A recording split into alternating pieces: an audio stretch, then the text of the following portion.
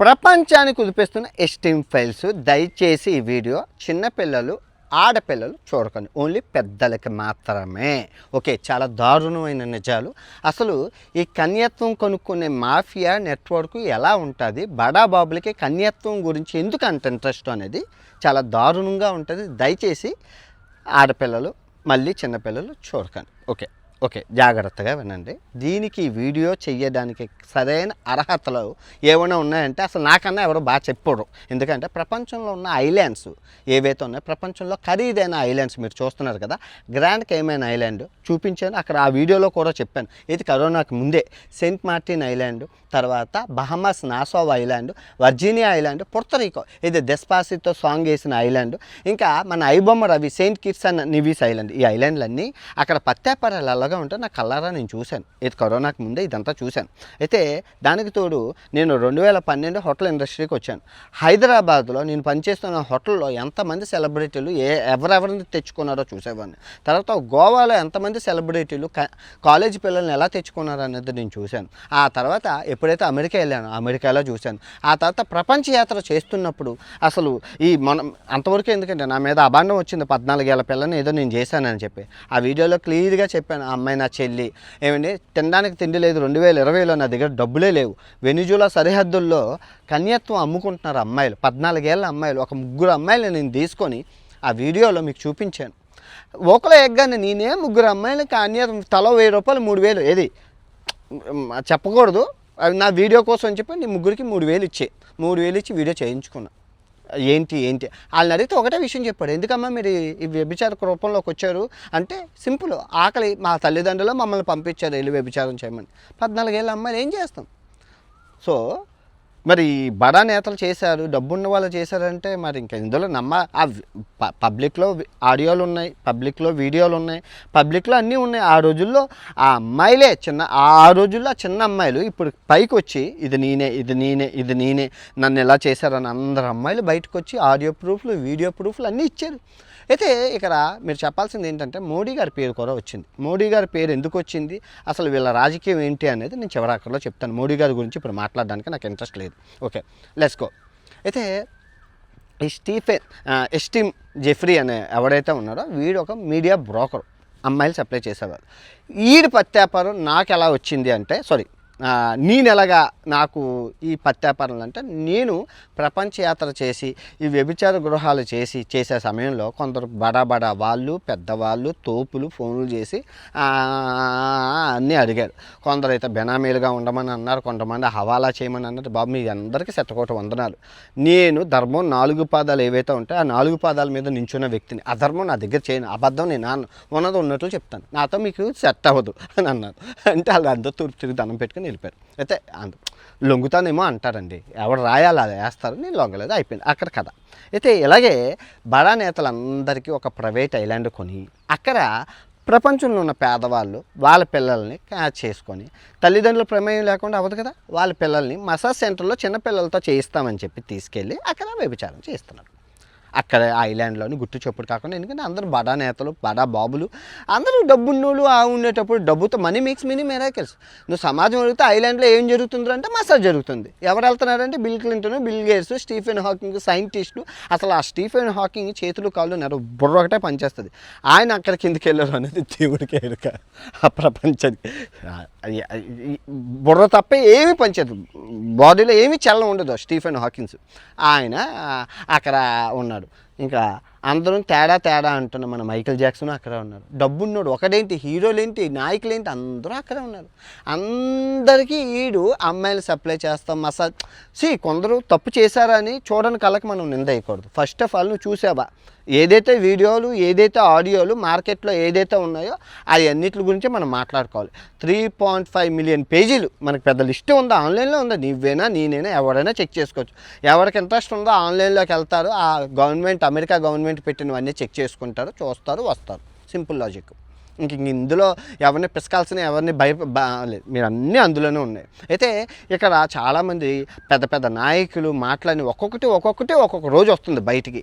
India వాడిని దొరికి పాము ఇండియా వాడు ఉంటే రోడ్డు మీద ముందు భారతీయుని చంపేసా అని ఒక పెద్ద అనకూడదు కానీ ఆ పెద్ద మనిషి అన్నారు. అలా ఎందుకు అన్నారు అన్నది ఇంకా డీప్గా వెళ్తున్న కొద్దీ వాళ్ళే రిజర్వేషన్ చేస్తారు.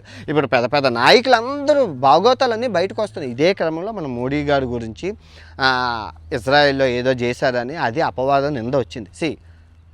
ఎవరైనా మోడీ గారి గురించి ఆ విషయం అంటే ఈ చెప్పు తీసుకొని చటక్ చటక్ చటక్ అని కొట్టండి. పెద్ద ఆయన ఎటువంటి అక్రమాలు చేయకుండా నిజాయితీగా ఉన్నవి ఆయన ఏ డబ్బు వాళ్ళ తల్లిదండ్రులను చూసి మనం మాట్లాడాలి. వాళ్ళ తల్లి రోడ్ల మీద కాశీలోని గంగానది చేసి ఎవరికి తెలియదు. వాళ్ళ తండ్రి వాళ్ళ పిల్లలు వాళ్ళ ఇంటికి వెళ్ళాను, మోడీ గారి ఇంటికి వెళ్ళాను. వాళ్ళు ఆ ఇంటి పరిస్థితి కమ్యూనిటీ పరిస్థితి చూస్తే బాధేస్తుంది. అటువంటి ఆయన ఎలా చేశారంటే చొప్పించుకొని కొట్టండి. తప్పు నీ దగ్గర ఏమైనా వీడియో ప్రూఫ్లు ఆడియో ప్రూఫ్లు ఉంటే బయటను పెట్టు, అప్పుడు చెప్పు. అంతేగాని చూడడానికి వాళ్ళకి మన ప్రధాని మీద ఎవరైనా నిందేశారంటే నేను ఒప్పుకోను. నేనైనా కాదు, ఎవరు దేశభక్తి ఉన్నారు ఎవరో ఒప్పుకోరు. నువ్వు భారతీయుడు, నువ్వు రాజకీయం చేయాలనుకుంటున్నావా ఆధారాలు పెట్టి రాజకీయం చేయి. ఆధారాలు లేకుండా నువ్వు కనుక నిందేస్తే మన ప్రధాని మీద ఎవడెవడో వేరే దేశాల వాళ్ళు మనం అంటే అర్థం ఉంది.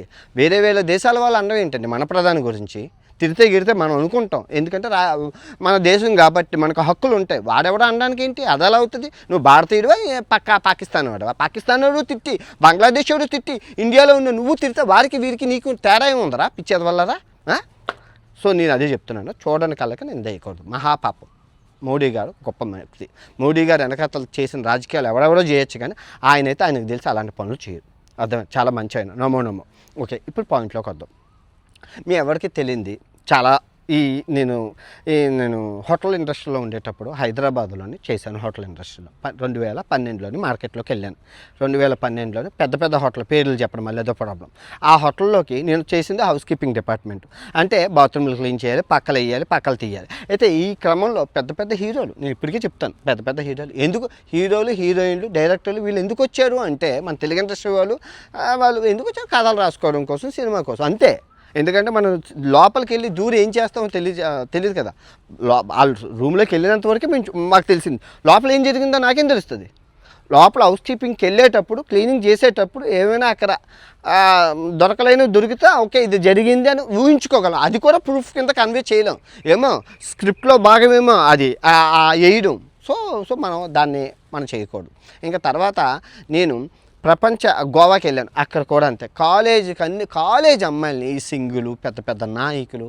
ఎందుకంటే ఒక రూమ్ ₹1,00,000 రోజుకి విల్లాసు ఆ రిసార్ట్లో ఉండేటప్పుడు నేను పెద్ద ఎందుకంటే hotel management MBA hotel management చేసేటప్పుడు పెద్ద టాప్ మోస్ట్ హోటల్లోనే చేశాను నేను జాబులు. ఆ విల్లా ₹1,00,000 అయితే ఆ ₹1,00,000 దాంట్లో ఈ సెలబ్రిటీలు వచ్చారు. నేను చూసిన సెలబ్రిటీల లిస్ట్ చాలా ఉంది. ఫోటోలు మాకు ఎలా లేదు, కానీ పెద్ద తెలుగు యాక్టర్లు ఏంటి బడా బాబులు నేను చూశాను ఆ రోజుల్లో. అయితే ఆ కన్నిపిల్లలను తెచ్చుకుని మరి ఏం చేస్తాం? ఇప్పుడు సమాజం ఎలా గెలిపోయిందంటే డబ్బున్న వాడికి డబ్బు ఆశపోయాక మోజు పెడుతుంది అమ్మాయిల మీద. కన్నె పిల్లని చూస్తే మోనన్న ముసలోడికి కూర మూడొస్తుందన్న సామెత అది నిజమే. ఎందుకు అంటే అమెరికాని చూడండి ఎంత పద్ధతిగా మనం ఎంతో అన్నాం. అండ్ ఆఫ్ ద డే ఏమైంది, సరే ఎవడైనా ఎంత ముసలోడైనా ఇదే పత్యాపారంలోకి దిగుతున్నాడు. అది మ్యాటర్. ఓకే, ఇప్పుడు మీరు మళ్ళీ అనొచ్చు, అసలు ఈ ముసలోళ్ళకి డబ్బున్నోడికి కన్నెపిల్లలు ఎందుకండి అంటే ఇది చాలా జుగుప్సాకరంగా ఉంటుంది. దయచేసి మీరు సైంటిఫిక్గా చెప్తున్నాను. నేను డాక్టర్స్ని అడిగి, చాలామందిని అమ్మాయిలని అడిగాను, ఆంటీలని అడిగాను, చాలామంది డబ్బున్నోళ్ళని అడిగాను. వీళ్ళందరిని అడిగితే చెప్పిన సమాధానం, ఇప్పుడు 40 ఏళ్ళ అమ్మాయి పిల్లలు పుట్టేశారు, 45 ఏళ్ళ అబ్బాయి వీడున్నాడు. వీడు 20 ఏళ్ళ సమయం అప్పుడు వీళ్ళిద్దరూ శృంగారం చేసుకునేటప్పుడు ఉన్న మజా ఏదైతే ఉందో ఈ 40 ఏళ్లలో వీడికి దొరకట్లేదు. ఈ అమ్మాయి ఏమంది, ఎందుకంటే 2 పిల్లలు పుట్టేశాక వాళ్ళకి కోరికలు చచ్చిపోతాయి, కానీ వీడు అలా కాదు, చచ్చినంత వరకు ఉంటాయి కదా, ఉప్పు కారం తింటారు కదా, వీడికి ఆ ప్రెషర్ అనేది, అంటే యోని మార్గంలో ఆ ప్రెషర్ అనేది దొరకదు.